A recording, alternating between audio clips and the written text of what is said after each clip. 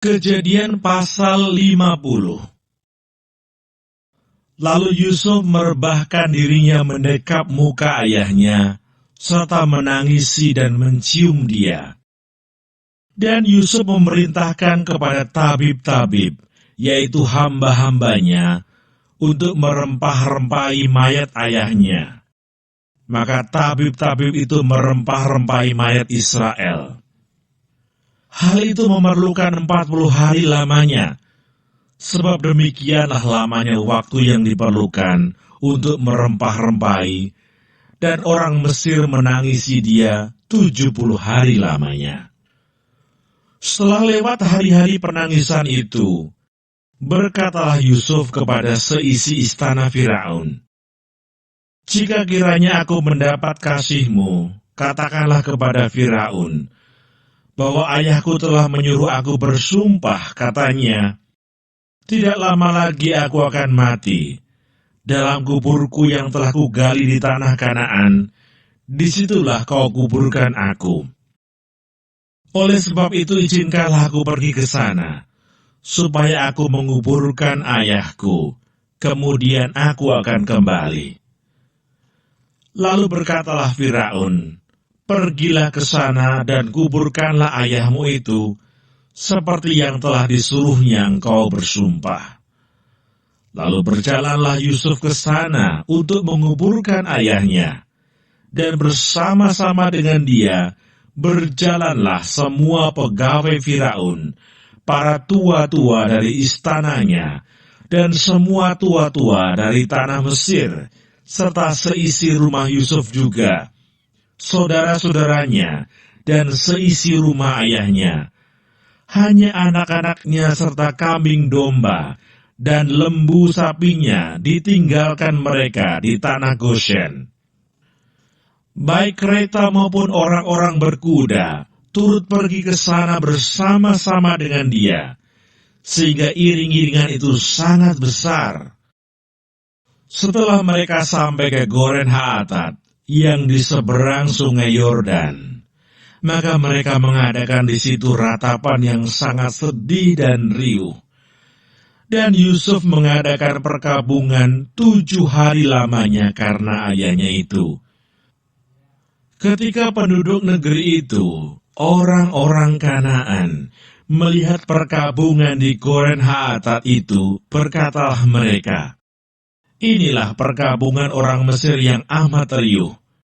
Itulah sebabnya tempat itu dinamai Abel Misraim, yang letaknya di seberang Yordan. Anak-anak Yakub melakukan kepadanya seperti yang dipesankannya kepada mereka.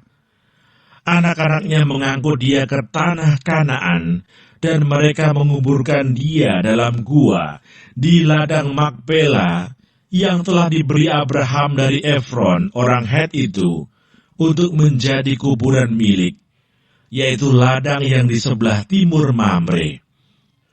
Setelah ayahnya dikuburkan, pulanglah Yusuf ke Mesir, dia dan saudara-saudaranya, dan semua orang yang turut pergi ke sana bersama-sama dengan dia, untuk menguburkan ayahnya itu. Yusuf menghiburkan hati saudara-saudaranya.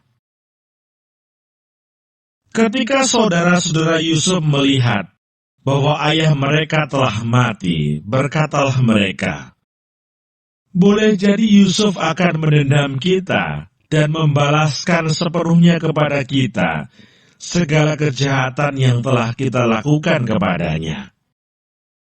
Sebab itu mereka menyuruh menyampaikan pesan ini kepada Yusuf. "Sebelum ayahmu mati, ia telah berpesan, beginilah harus kamu katakan kepada Yusuf, ampunilah kiranya kesalahan saudara-saudaramu dan dosa mereka, sebab mereka telah berbuat jahat kepadamu. Maka sekarang, ampunilah kiranya kesalahan yang dibuat hamba-hamba Allah ayahmu." Lalu menangislah Yusuf ketika orang berkata demikian kepadanya. Juga saudara-saudaranya datang sendiri dan sujud di depannya serta berkata, kami datang untuk menjadi budakmu. Tetapi Yusuf berkata kepada mereka, janganlah takut, sebab aku inikah pengganti Allah. Memang kamu telah mereka-rekakan yang jahat terhadap aku.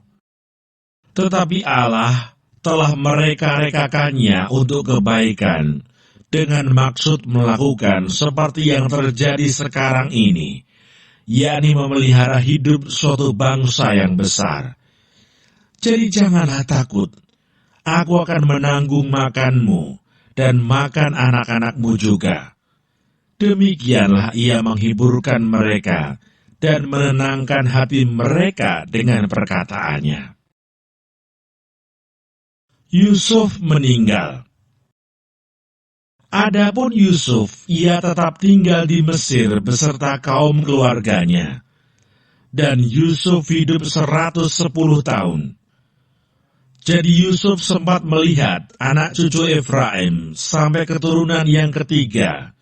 Juga anak-anak Makhir, anak Manasye, lahir di pangkuan Yusuf. Berkatalah Yusuf kepada saudara-saudaranya, tidak lama lagi aku akan mati. Tentu Allah akan memperhatikan kamu dan membawa kamu keluar dari negeri ini, ke negeri yang telah dijanjikannya dengan sumpah kepada Abraham, Ishak dan Yakub. Lalu Yusuf menyuruh anak-anak Israel bersumpah katanya, tentu Allah akan memperhatikan kamu. Pada waktu itu, kamu harus membawa tulang-tulangku dari sini. Kemudian matilah Yusuf, berumur 110 tahun. Mayatnya dirempah-rempahi dan ditaruh dalam peti mati di Mesir.